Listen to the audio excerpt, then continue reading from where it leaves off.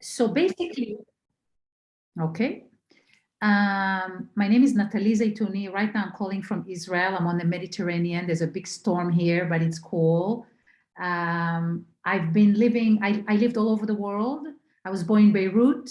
I grew up in Tel Aviv, then went to California for 20 years, now coming back, and I'm all over, really, and I love it. And I really, really care about humanity, and I really care about the earth. This is really my primary calling, my primary passion, desire, longing, is to really bring the potential of humanity and the potential of humanity living on the earth, allowing it to thrive, like unleash that truly, not only as a philosophy, but truly as a way of living. Now, having said that, I've gone through my own process. You can read on my website, everything is there, the models, my engagements, the companies I started. It's less relevant right now. It's, of course, it's my background, but what's really interesting to me right now is the nature of reality. So the field of reality studies, you know how like 10, 20 years ago, nobody even talked about consciousness studies, about bridging East and West, or bridging contemplative traditions with neuroscience. Nobody even thought about it. And now it's like a mainstream under consciousness, under psychology, under philosophy. You have a branch that deals with metaphysical experience, with extrasensory perception, and so forth. What I'm saying is, and I think this is what's amazing about this conversation and Luke and I getting together, is we are on a prefaces, on like the beginning point of a very, very important kind of inflection point. And what I'm seeing here is that there's a huge potential for humanity to really reclaim its true power, its true essence. Now, not only as a spiritual quote, or not only as a potential, but in real life. Now, in order for us to do that, we have to harness technology. Now, so there's two things that we're going to focus on. The first one is, what is the nature of reality? I'm not talking about virtual reality. I'm talking about reality as it relates to our internal reality, external reality, collective reality, planetary reality, or different organisms that are living on the planet. Everything is telling us something about how reality is operating. We want to inquire about that. We want to create a whole field called reality studies, the same way we have consciousness studies, okay? So that's the first. So basically just presencing it is already very, very big, because many people are researching their own perspective. You can be an artist, you can be an agronome, you can be a dancer, you can be a computer programmer, you can be a Bitcoin network, NFT, anything you're doing is telling us something about reality. But all these are very, very specified way of understanding reality. Nobody is looking at the whole 360-degree. Nobody is zooming out and saying, okay, we know all this about human endeavor and human activity. What does it really tell us about reality? So number one is presencing this field of inquiring, researching, sharing about the nature of reality. That's the first one. The second thing is application, because without application, we're nothing. Without business, we're nothing. Without technology, we're nothing. And that's, I'm a very strong supporter and believer in technology and business. But with the current evolution of events, like I just spoke with somebody who's doing machine learning, educational learning, developing huge labs at the university in Europe. And what's happening is most of what we're doing, we're moving most of our attention to virtual realities, okay? So there's a huge, so eventually you can wake up, you can put your goggle, Oculus, whatever you call them, the thing, and you can spend all day in the virtual reality and all day, you know, not eating, not going out, not connecting with your daughters and kids and grandparents and neighborhood, just being in the virtual reality. That's totally fine. I'm not saying anything about it. Also, we cannot really stop it. But there's a way when we actually understand reality and we understand how it operates, we can have a choice. Like smoking. People used to smoke in the 50s. It's so sexy. So like smoke Marlboro. Now we understand with every breath we take with the nicotine, what's happening to our lungs, because We have more wisdom around that, around the human body, da, da, da. So all this to say, number one is presencing reality studies and the nature of reality research around the world, in all universities, in all spiritual tradition, in all art and mystery schools, everything, they have to come together to give us one coherent picture about reality. That's the first. The second thing is to start with the application of that. Now, we're going to use technology instead of allowing technology to actually absorb us, because what happened with the current rate of consumption of technology and how we're using it, not even knowing what the algorithm behind it is doing to how it's identifying every breath we take, who we're talking to, and start profiling us and everything, because we're not really aware of that, then we're being used by the technology. Being used, I mean, your attention and your time. This is the most precious thing ever. So your attention and your time is the most precious thing. And whoever you give it to, this is who's lucky. So I'm very lucky that Roberto and Annie and Luke and Adil and Lisa, we're very lucky to be together because we are giving each other our attention. Okay. Now, my concern is we have to elevate consciousness. And this is in the book that just came out, Installment 2, I talk about it. I talk about if the development of human consciousness and human understanding does not somewhat exceed the development of technology, we're going to be consumed by it. And it's within 30, 40 years. I'm not talking about 100 years, like in your lifetime, in your children's lifetime.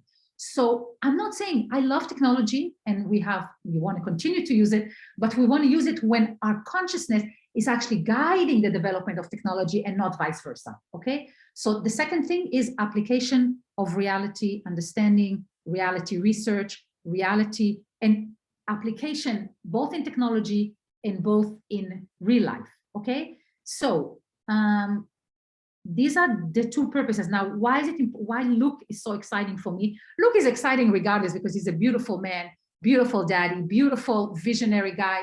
So that's regardless, he's exciting to me. But why is he exciting exponentially to me is because of his deep knowledge of technology. So we want to use technology to develop this project and to disseminate it. Now, this is a nonprofit, like Wikipedia, like hopefully the internet. It's not like we're going to start membership and start doing Zoom calls. No, this is something that the purpose of it is that it will go viral. So the purpose is, first of all, like what Adil did, to actually make a list of who is actually doing it for real, who is dedicating their life to it. Like people are dedicating their life to crypto or to medicine or to quantum physics. Who's really dedicating their life to it? And we can look first. Let's see who's joining, and then we'll decide who is really in the community or not. Not to exclude anybody, but we really want high quality research. The same way there's qualification, there's going to be qualification here. Now, not in order to exclude, in order to create high grade information and high grade quality of research, okay? So number one, we want to create that platform that is an environment for reality researchers to share their findings. That's number one. Number two is to create a meta engine about that, like big data engine, like any kind of engine on top of that will allow us to say, aha, look what quantum physics is telling us, and look what this artist, this painter in Japan is telling us. Oh, interesting. So there's a quality about our neurotransmitters that does this. Right now, nobody's doing that anywhere. Nobody is doing cross-functional, cross-disciplinary, multidisciplinary understanding to get us to wisdom. So that's the second level. So first of all, identify who can play in this field, who wants to play in the field of researching reality, the real deep understanding of reality. And the second thing is, how can we create another level of insight on this algorithm? This is why it's not going to be a group of Zoom people talking to each other. This is wonderful, but I actually want to use to harness technology to start really moving the data around and creating its own learning, its own reality learning, and its own mechanisms to how humanity and the earth is growing. The last thing is application in medicine, in education, in relationships, so it's almost like taking the best of breed of what we're learning from this algorithm and say, whoa, that's like passe. What are you doing? Why are you talking to him this way? This is not going to lead you anywhere. So it's almost like looking at the mechanism and the understanding of reality in a way that allow us to thrive. So that's the bottom line. The bottom line is everybody's thriving, not only human being, but plants and animals and landscapes and indigenous and elder and people who are sick and people who are, multi-billionaire. Everybody's thriving. So that's the purpose. I believe it's possible because we already have the technological and the mental capacities, because look where we are right now. We're virtually connecting from 4 corners of the world through this little medium. So I believe it's absolutely possible. And now it's very, very important time. The reason I'm so passionate about it is because for me, I care about the soul, about your soul, about my soul, about our collective soul, and about the soul of the earth. This is what I care about. And I'd like to do it sooner than later before we get gobbled by technology. That's all I'm saying. That's why it is time sensitive. We can't do it in 100 years from now. We may not be here in 100 years from now. That's it. What is it, 20 minutes? Okay, questions, comments, invite everything. Unmute, share, welcome. Natalie, I love what you're doing and your focus. It's also a very deep area of interest for me. I wonder if you can share with us maybe just some daily practices that maybe one daily practice that each of us could start right away to help us to continue on this journey of realizing how we can each create our reality. Is there a practical practice we can do daily? Yes. So the most powerful tool to unleash your soul is to do your fucking thing. You got to do your thing, not because you have to, because you want to. Sorry that I'm so blunt, and I'm hoping. No, I love it. So just do your thing. If you're a dreamer, if you're a visionary, if you have a paper that somebody wrote and it's 20 pages and you want to do your thing, and expect miracles, because miracles is how the world works. Miracles is how you met your wife, your husband, how your kids came into being. It's nothing short but miracles. It's not about the egg and the sperm. It's a miracle. But we have no idea how this miracle is working beyond the biological, psychological, physical. So the number one practice is to do your thing. I was telling Luke yesterday, he was saying, well, I'm so busy. I said, Luke, what do you really want to do? Because look, when we actually do what we really want to do, really, most of the time, I'm not saying, listen, I do things, I brush my teeth, I take care of people I need to take care of my 90-year-old mom, I do my thing, but 80% of my day, I do my thing. I do what my thing is, which right now is reality, and unleashing the soul of humanity and unleashing the soul of this planet through our wisdom, not through only love. Love is very critical. Love is the foundation for everything. But within love, we have to unleash our wisdom, not intelligence, wisdom. It's a big, big difference. And the elders will tell you the difference between intelligence and wisdom. So do your thing. That's the practice. Now, how do you overcome your fears, your inhibitions, your procrastination, well, I'm afraid, well, I have a job here. How do you overcome that? You'll overcome it. Like Now I think you're cutting in and out a little bit. I don't know if it's just me or not. unleash your soul. Yeah, you're back. Also cutting out for me as well. I'm back. So what just happened? What just happened? Oh, it just cut out a little bit. I think we got most of what you said. And it's beautiful timing. I mean, if I could be so bold, I would say that. But hold on, Luke, hold on. Before I want to finish, I'm sorry. Yeah, go ahead. So why doing your thing is so powerful? You know how this ad, I don't know if you've traveled in Europe recently, but there's a bank and they say, dreamer, do your thing. Entrepreneur, do your thing. I don't know if you've seen it, but I've traveled in Europe quite a bit the last few months, and there's this great, apropos Roberto, marketing campaign, amazing campaign, say dreamers, do your thing, entrepreneur, do your thing, CEO, do your thing. Like, why doing your thing is so critical, because when you actually do that, you harness not only your own kind of personality, knowledge, resources, you harness your soul. Your soul is connected to the source, to the infinite soul. It's connected to all of our souls. So you actually, what you're doing is going to get so much more power.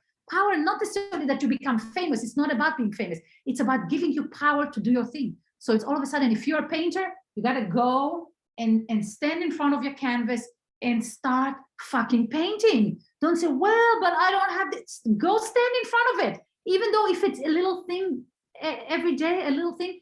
Look at this Japanese painter, forget her name, Usawa, anybody knows? No? Anyway, so what I'm saying is the small little progress we're making every day with doing our thing will unleash a huge, tremendous energy that serves the whole planet. It's not only serving you what you're doing, it's serving the whole planet. Look at Bitcoin, look at like all these services we're working with. Okay, Luke, sorry, go ahead. No, that's fantastic. And I would say, if I was to be so bold, I would say I manifested you into my reality, because I've, for a year or so, been thinking about, okay, how much time and attention do I devote to Field Protocol, which I'm the managing director. It's a full-time thing. I've got a whole team of people now that are relying on me to provide leadership. And then there's also the Waterfall project, and there's the there's also Roundtable Media, and all these things. And you have your family, and you have yourself. Absolutely. And so Stoked Contingent, the people on this call, are kind of a manifestation of that, meaning I need help. I can't do all this, but I didn't feel released to let go of these responsibilities. And so it was kind of a Band-Aid, in a sense, like maybe I can do all the things if I have a team to support me. And the reality is, I think more so about, okay, I have to be comfortable saying what I'm really excited about is the stuff you just mentioned. This is why we're attracted to this same goal of, this is why we want to help humanity create a world we all want to live in, That's right. That's right. And this is how we found each other. See, so if I would go sifting through all the potential people, there's 8 billion people, sifting through them, I would never find Luke. But what happened when you're doing your thing, which right now I'm doing my thing, speaking to you, guess what? My frequency and his frequency, and all of a sudden I think about Brett, all of a sudden I think, direct connection to Luke. Now, this is a part of the algorithm that's operating behind reality, but we're not even aware of it. We're doing hard work, we're doing this. So this is how we find each other, and this is how we allow things to just go viral by themselves, because truth and love and beauty and connection and soul and technology, they want to propagate themselves, and they will do it in any possible way. Okay, now guess what happened when you do your thing, Luke? All these things that you mentioned, all the projects that you mentioned, you just, okay, yeah, I'm doing it, yeah, I'm going to play with my child, but I'm doing it. So it happens by itself. Not to say that you have to, look, if you decide that all the other projects are really not aligned with who you are today, because our operating system is always upgrading itself and updating itself. So maybe your operating system of 2022 is not the same when it was 2020. And maybe you're doing some updates, or maybe you do 30% this and then 70% the nature of reality, big thing, whatever it is. So, but like Luke said, and I really like it, I want to start with something very, very tangible. So we all want to make this world a better place. We all want to go back and hug each other and dance with each other and eat together and have Thanksgiving together. We all want to do that. But let's start small. Starting small means we want to collect all the people who are interested in that. We want to allow all their publications. So if you're interested in something, there's something you're doing, either a system or an application or a tool, I want all the tools to start talk to each other and to generate this metadata, this kind of meta intelligence, and then see how it can be applied. So how we start doing it, I don't know. I'm unleashing it. I'm letting it go. I'm not letting it go like bye-bye. I'm unleashing it to humanity. I'm saying to humanity, hey, let's wake up together. Let's see what we can do better. Okay. So, love it. Yes, questions, requests, what our next steps are. I'm a project manager, Luke. So this is why, like, after the nice Kuchi Muchi, hello, Simon. Simon, I'm glad Simon could join us. Simon, I did record this, so you can catch up to the whole conversation after I post it, but it's been phenomenal so far. Yeah. Wow, what an amazing name. Okay, Simon Hawk. I saw a hawk yesterday here. Beautiful. Thank you, Simon. So what are the next steps? Hey, Simon, nice to meet you. If I could, I just want to make sure, Annie, I saw your comment, which was great. When we do what we want, we start to wake up and help others to wake up. That's such a beautiful statement. I believe that's been manifested in my own life as I just, I sold my business in 2018 to focus on crypto, blockchain, advising, consulting. And I was like, I'm never going to take another job again. And I didn't. In 2018, I always say it was my best year of my life, because I would just every day wake up and say, how can I add value to the world? I was consulting, advising, writing, doing all kinds of fun stuff. And then I kind of eventually got drawn into like, I got more job offers than I could imagine. It was weird. And then eventually kind of took on some part-time work, and then eventually went full-time work. And now I kind of feel like, wait, did I get away from what I'm really supposed to be doing? But just that act of saying, even the act of leaving my full-time work and starting FoxyCart and working on my own business with my business partner, building that together was just the freedom to work from home and be with my family. So it's that activation of, and there's another, I was just at a crypto conference, and they had a whole amazing art gallery set up. And the theme of the entire art was do what you love. And so it's right along that same theme that you just mentioned about, dream or do your thing, do what you love.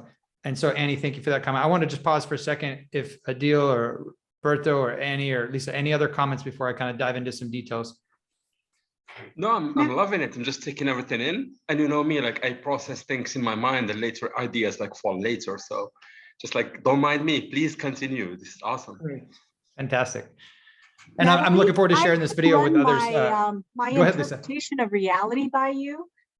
Tell me what you think. So I feel like we're all surrounded by this space of probability, and our thoughts our thoughts and intentions emit a certain frequency, and that frequency informs this space of probability to create this Actuality. virtual reality. Is that a good interpretation of reality? You're totally, beautiful. Beautiful. Yes.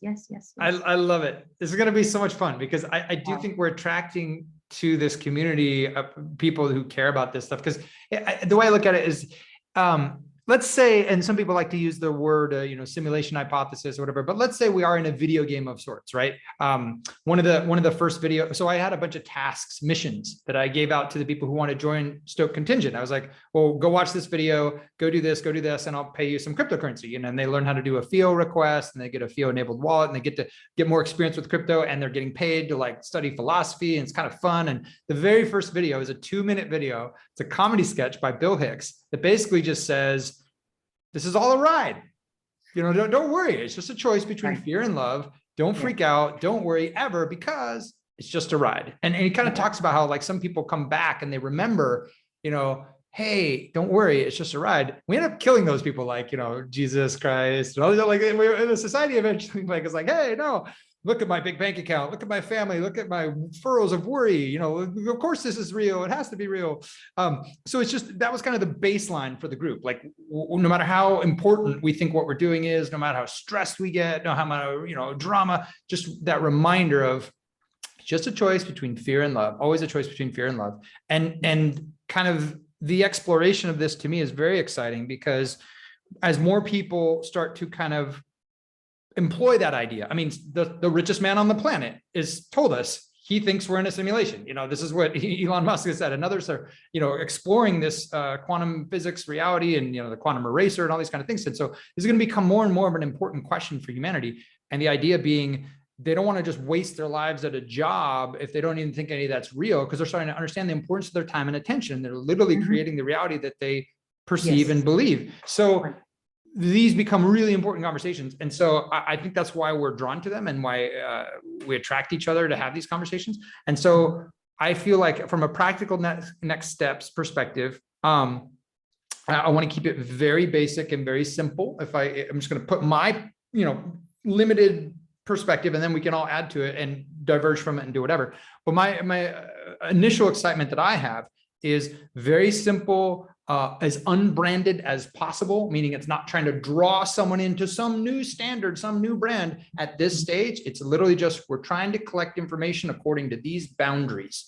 And we'll get information that doesn't fit, and we'll be very nice with them and say, that's beautiful, and we'll keep that information over here. We might use it later. But right now, these are the boundaries. We want to know people that are exploring reality and theories of everything. And we want to know people who are passionately aligned with changing reality with the technology, the tools, the applications, and that could be spiritual retreats, that could be DACs and DAOs, that could be, economic communities, that could be co-ops, it could be a number of different things where, and this is the kind of funny loosey-goosey part, where we're energetically connected to them. And there's a consensus that forms among us that go, yeah, that feels right. that's an amazing community over there. We should be connected to them and talking to what they're doing. And I've already connected to a number of people in my personal field that feel that way with me. I'm like, yeah, what Adam Krim is doing, and yeah, what Xavier Hawk is doing, and yeah, like we need to bring these people together to know each other and say, oh, this is cool. So the idea is very simple. Collect information through a form or spreadsheet just to start, have different categories. And I think Natalie's going to help us with that, certain key categories about how they think about reality and kind of which category they fit in, and start categorizing and collecting. And I love what you said on the call yesterday, going from just raw data to then information that's structured and organized and makes sense, to then eventually start collecting what will eventually be wisdom and all the beautiful things that you're describing. So I think starting off as a single cell, dividing to 2 cells, dividing to 4, dividing to 8, something super basic and simple with really good DNA. And the really good DNA is going to be as simple as possible. Like we've reiterated on this call multiple times, people interested in reality and understand what it really is, and those who want to take that understanding and apply it and are already doing so in some cases, building new, better games basically that we can participate in as culture and society. So that's the genesis, is just collect the information, and so that we can start. And then from there, we touched on this briefly on our call yesterday, so I'll mention it here too. I think it's really cool. The idea that everyone has a book or 5 books or, a 6-month, awesome program you can subscribe to. And, everyone's got these amazing deep dive things that are in this space, right? I mentioned, Thomas Campbell's My Big Toe. It's 900 pages. Not everybody has time to read 900 pages. I loved it. As soon as I finished it, I went through and did it again in Audible. But the idea that we could start taking these massive toes and these incredible theories and creating bite-sized funnels, so you can start with like that 2-minute Bill Hicks video, for example. Start with a comedy sketch that's entertaining and fun, and like, oh, I get some basic ideas that are, I want to go more, I want to know more, and then go into like a 10-minute, 15-minute, deeper dive, and then maybe into an hour-long course, and then like branching into helping these different groups branch into like, or they most likely already done it, just collecting them, saying, hey, you have 3 minutes to learn about a big new toe today? Check out this one. You got 5 minutes to go a little deeper on one that you previously liked? Go here. And just enable people to know that other people out there are as excited as they are about understanding the nature of reality, being less wrong about their true nature and the nature of everything that's going on, so that they don't have all these unintended consequences or karmic debts or whatever language you want to use when they try to do something in the world. And the pushback, it creates the negative reaction they didn't intend. And so this idea of like what we resist persists and all that. So the idea that we start connecting these people, and I think a lot of it will be very organic. It's already happened when I just put something out on Facebook. Someone says, oh, I know so-and-so. Hey, so-and-so knows so-and-so. Oh, so-and-so is doing something cool. And start branching, like you used the word viral so beautifully. Start branching out. So there doesn't have to be this big marketing campaign to let people know this is happening. It's like, if it's meant to be, the right people are going to start connecting to it. And as our network grows, those people are going to say, hey, I learned about 10 new projects I didn't know about. And they're doing similar stuff I'm doing. I want to know, I want to go connect with them and reach out to them. And so I think it can start off very simple as just collect the data and then see what emerges as an emergent property from that going forward. So that's my thought. I'd love to hear other thoughts as well. I love it. Sounds like you're talking about a collective conscious accelerator. To a degree, it may evolve to that. I think that's related to what Natalie's larger vision. If you want to maybe share, well, it was earlier on the call as well for Simon, but if I could summarize it, because I want to make sure I understand it too. It's not even just an accelerator, though that definitely is part of it. It's also a place where you can, collect the studies that have been published about all this, the books that have been written, and start doing meta-analysis, and then using that meta-analysis to inform the AIs that are inevitably coming, and these metaverses that are inevitably coming, and these automations that are inevitably coming, saying, hey, let's make a little better decision here based on all this metadata that we have about the nature of reality, saying, if you just tweak this little thing here, you might create a reality we really enjoy, but if you get it off a little bit, you might enslave us. So let's that. What data do we feed the robot? Yeah, exactly. It's like, where's that repository of the good data? Like if it looked at everything, and that's kind of what I meant by conscious connection there, is that like you're a catalyst, not like an accelerator in the tech version, but like you're an accelerator for this. Is like we already have a conscious collective of like untapped knowledge, but when you actually make a repository and then you say, hey, here's our collective knowledge base, you don't have to rely on that. Oh, I have to call Luke and like talk to him to get that connection. He's already created that. So I really love this. I love this idea of a repository. Yeah. Amazing. Yes, yes, yes. And, you know, I love what you both said. It is, Simon, it is like a collective conscious accelerator and also revealer. See, many things are implicit. They're behind the scene. We're not really seeing them. We're not really realizing them. So it's almost like when you bring a group of, so I'm going to say something here that's really important, because our sample data, you know how it is when you do a mass research or a clinical trial or anything, you need to have samples of data. Our samples of data is all of our experiences. You understand that all of our experiences and everything we're thinking, feeling, sensing, communicating, creating, anything that you touch, any piece of art, anything that is telling you something about reality. Now, so how the algorithm will work to actually deduct something that's, if everything is a sample of our reality, how can we actually create an algorithm and a mechanism to really decipher from it wisdom that can actually help us to consciously evolve, okay? So that's phase 2. Phase 1, what Luke is saying, is really collecting the data. Now, because we have many, many, many data points, for example, what Lisa just said earlier is a beautiful model. She may not have written a book, she may not have, you know, taught it or wrote a blog about it, but that's her inner wisdom there already present. How could we take that wisdom and add it to our database and our repository so it can talk with other ways of knowing? Okay, so we're gonna have to think about it like you know, like you do a design of a system. It's not a simple thing, but it will be simple because we're gonna keep it simple.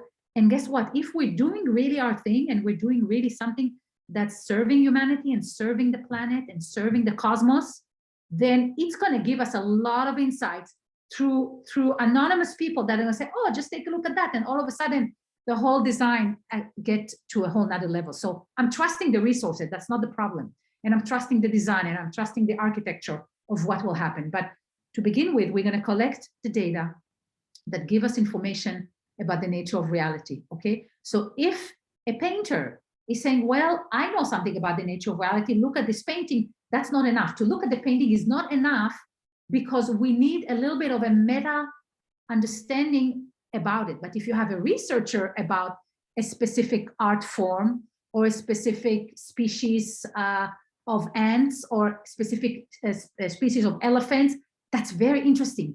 Because when somebody is doing research on something, spending time in the wild, learning something, they have something that they can feed us to this repository, okay? But just pictures of elephants, I mean, pictures will do well as well. But we want another level. We want the intelligent. So, you know, from data to intelligence, to wisdom, to insights, we really want to have a high level insight. And insights are coming from the inside of the mechanism. It's not coming from outside. Okay, so it's okay. It's coming. I think it's premature. But what we want to do first is to collect the people who are engaged, people who are interested. If Lisa is interested, and Annie is interested, and Roberto is interested, and they've never published anything, they've never done any work, but they feel this is something that really talks to them, it's okay. They're absolutely a part of the community. Okay, and then together we'll create that system that is able to collect, to analyze, to upgrade the level of intelligence. So yeah, so it definitely has to do with conscious collective consciousness, but consciousness is just one aspect of reality. Reality is conscious to itself. It's like one element, but reality has a lot of things. It has love, it has hate, it has colors, it has, so we want it all. We want to really understand the whole picture. And part of that, understanding the whole picture, I think one of the things that I personally have done fairly effectively, I have a number of people who've complimented me on this attribute I have, is that I can get people that disagree on something, even fundamentally, to at least dialogue effectively. And I think that's a really important part, because most people that I talk to in this space are very confident with what I, again, call their download, like what their big toe. Of course, they're confident on their theory of everything. That's why they believe it's true. Like, I wouldn't expect them to be any other way. I think what's interesting is creating an environment where people can say declarative statements about this is the way it is, and have other people not be threatened by that, have other people not be concerned by it, even if it conflicts with their religious perspective or their spiritual perspective or their own big toe. The idea is that we can say, that's okay. That's good. That's actually part of the evolutionary process. Each species thinks it's the best evolved species because that's the way it evolved, right? But there are multiple species, right? So there is no one perfect way to do evolution. And I think there's no one perfect way to do consciousness evolution. There's going to be multiple theories of everything, and they're going to relate to each other and feed on each other and, help each other and cause each other to grow to eventually create more effectiveness through the whole mechanism, increasing the ability to function. Exactly. And this is exactly what you're indicating, Luke, is another principle of the nature of reality. So the nature of reality is multiplicity. You can create any reality you want. There's trillions and trillions and trillions and trillions of galaxies and star systems, and they create their own reality. We have no idea what's going on there because we haven't developed that capacity, but reality is there's a multiplicity of reality, and it's like a subscription based where you want to hang out. You want to hang out in this domain, on this website, with this video, with this family. So you can enroll in different realities and you can choose and play. So so from my perspective, if there's 8 billion people and 8 billion perspectives, they're all true, they're all correct.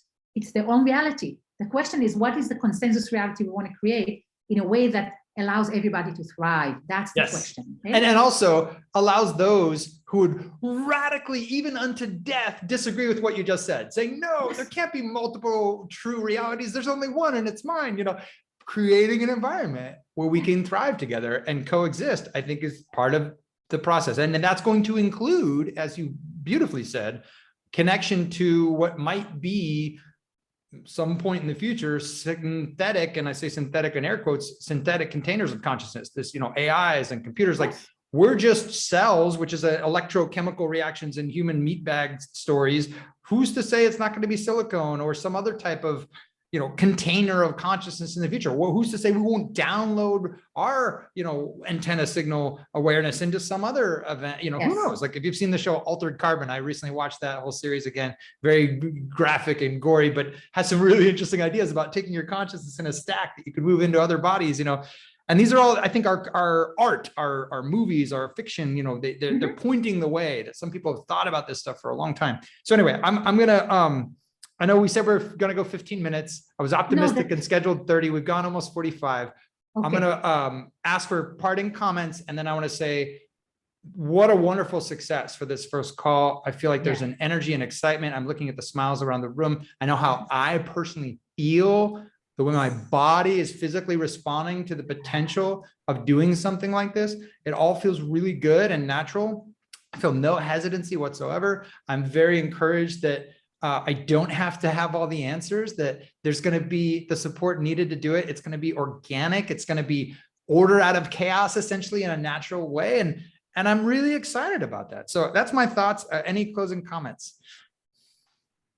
So Natalie, I've shared with my team that when every single cell in my body tingles, it's an absolute yes. So every single cell in my body's tingling. Yes. A question I have is, as we embark on this initial data collection, you mentioned you'll share categories with us. So I feel like that's the content within the canvas. Are there certain boundaries for the canvas that maybe we should keep in mind as we're going about this? It's basically, all ways of knowing right now, if you can categorize all knowledge, there's a whole field in philosophy about categorizing knowledge. So if you can categorize it, but we'll go on a high level first, like maybe if you look at all ways of knowing, from philosophy to archaeology to medicine, so you're going to take all this, and also we're going to bring other ways of knowing that are not necessarily academic. So for example, your child has a way of knowing. So we want to bring their perspective, because it's a very, very unique perspective about reality, animals, plants. So everything that exists has a way of knowing. So the question is, who's going to go in and out? Right now, everything goes in right now. Now the categories, of course, like I said, you can categorize it as what's happening right now in academia. Like if you go to any university, you have a list of all the faculties, within the faculties, all the sub areas of research. You can take that, but there's going to be we're gonna include into that non-verbal and non-academic ways of knowing. Like art is non-verbal, okay, but art is also another field in university. So maybe if we take all the fields in universities, that's already a good start.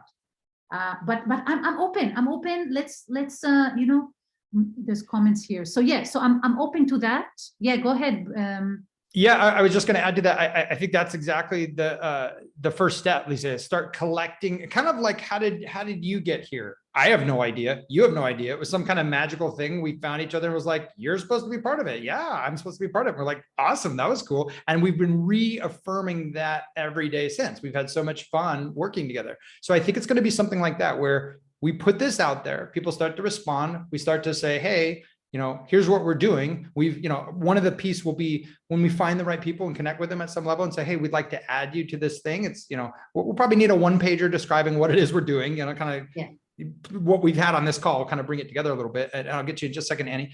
And then from there, if it's a fit, if we're like, yeah, just the same way we feel now, then they're going to know groups that we don't know about, that they've learned from, that they've talked to, that they're connected to, and they're going to hopefully invite them to, you know, put their names on the list. And so now everyone knows about the other things going on. And I do think from that, there is going to be an emergence of these categories and these ways of thinking. And I think exactly, not only philosophy departments, but also the Vedic traditions have been studying some of this stuff for 5,000 plus years. There are a lot of academic and otherwise. I mean, I posted some art for my 8-year-old this morning that touches on some of these understandings of the human emotions and the transitional phases they go through. And this is beautiful wisdom for my 8-year-old, my old soul 8-year-old. And I just thought that's an example. You know, it's gonna come from a lot of different places that we don't fully know now. But I think mostly I'm kind of thinking about, let's start with people who are just like already going forward. I mean, I'll use Firon as an example. Xavier Hawk is building Firon. He's building the economic engine for the future. He's building this co-op system, use DAX and DAOs. And man, he is passionate. He is moving forward, and he's going to, you know, him against the world, he's going to do it. And I honor him and love him for it. And I also want to make sure he's connected to other people who are essentially doing the same thing and have their own theory of everything, their own theory of the reality and how it works. And so that we can coordinate together. So Annie, you've been patient. Go ahead. No, I totally agree. I'm very glad to be here. And Luke knows me from from some time that I'm kind of slow in things like technology and things like that, where I love what is, you know, conscious, the reality world. And I'm very worried about what this new virtual world is going to do, not to us that we are older, but to the young generation, because virtual reality can be, it's not, I mean, it's fictitious. So you stop doing real things. That's why it's called reality, right? So I'm very glad to be here. I'm all in, and I think that you, again, as you mentioned, you start small, and then the people that resonate with you, yes, gonna get attracted here. Yes. Beautiful. Yeah, exactly. and so I would encourage everyone as the first action item for this group. Adil, I think the spreadsheet is owned by you. If you could transfer that to me, or just make me an editor as well, so we can add more people to it to be editors. Let's make sure everyone is an editor. And then I'll do as an editor, but I'll try to transfer to you. Excellent. And then from there, it's a matter of just, we already have a network of people we know that are involved in this. Make sure their information's added in there. And then maybe the next step, maybe Lisa or Berto or Simon or myself or somebody, just put together a little summary of kind of what it is we're talking about here. And then, you know, we'll spend a little time on coming up with a name or whatever. But again, we're going to try to keep the branding and labeling everything, in my opinion, as minimal as possible, so people don't feel like we're asking them to join something that doesn't exist. It's more about collecting the data and letting them know, hey, we're collecting this data. Here it is for you as well. We've added you on it because we think you fit these criteria that we've started to emerge. And we just want you to know there's amazing people doing amazing things that care about this stuff, and you're part of it. And then we just go from there and see where it goes. Nice. Beautiful. Awesome. All right. I think that was Thank you, everybody. Thank you. Luke, have a beautiful time where you're traveling with your family and the conferences. And thank you, everybody, for this heartfelt and presence and excitement and tingling. Thank you so much. Thank you. Thank you so much, Nice Natalie. meeting you. fantastic. It was awesome All to right, meet we'll you. go from here. Connect. See ya. Bye.